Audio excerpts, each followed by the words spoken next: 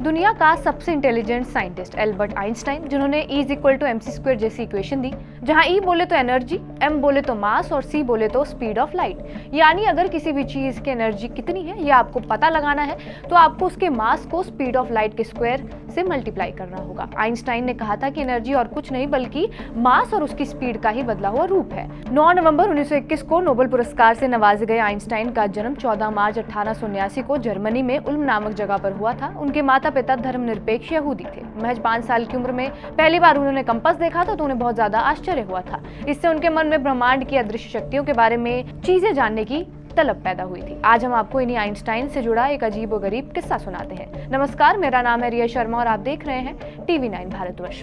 पहली बार 12 साल की उम्र में ज्योमेट्री की किताब जब आइंस्टाइन ने पकड़ी तो उसने उन्हें प्यार से नाम दे दिया होली लिटिल ज्योमेट्री बुक। इसके बावजूद मीडियोकर आइंस्टाइन को युवावस्था में कोई भी पता नहीं था कि उनका लक्ष्य क्या है, लेकिन 1915 में देखिए उन्होंने जनरल रिलेटिविटी का सिद्धांत दे दिया। इसके 6 साल बाद ही 1921 में उन्हें फिजिक्स के लिए नोबेल पुरस्कार से भी सम्मानित किया गया था।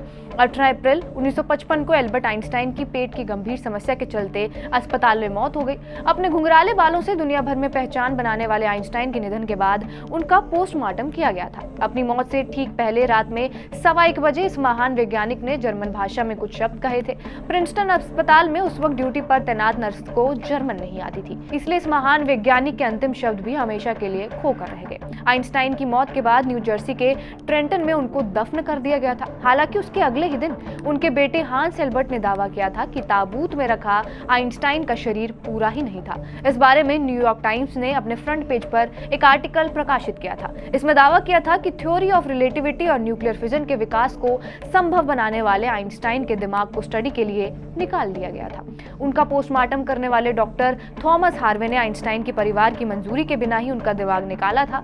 तब डॉक्टर हार्वे का कहना था कि दुनिया के सबसे प्रतिभाशाली इंसान के दिमाग की स्टडी करना बेहद जरूरी है। वैसे तो आइंस्टाइन ने इस बात से मना किया था कि मौत के बाद उनके शरीर का किसी भी तरह से परीक्षण ना किया जाए। इसके बावजूद उनके बेटे हांस ने डॉक्टर थॉमस हार्वे को अनुमति दे दी थी कि उनके दिमाग की स्टडी की जाए। हांस का कहना था कि डॉक्टर हार्वे दुनिया की भलाई के लिए काम कर रहे हैं। तब डॉक्टर हार्वे ने आइंस्टाइन के दिमाग की दर्जनों तस्वीरें खींची थी। इसके बाद उन्होंने उसके दिमाग के 240 टुकड़े काटकर कुछ और वैज्ञानिकों को रिसर्च के लिए भेजा था। बताया जाता है कि डॉक्टर हार्वे ने आइंस्टाइन के दिमाग का एक हिस्सा साइडर बॉक्स में रिसर्च के लिए दूसरे साइंटिस्ट तक पहुंचाया था। साल 1885 में डॉक्टर हार्वे ने आइंस्टाइन के दिमाग पर एक पेपर भी पब्लिश किया।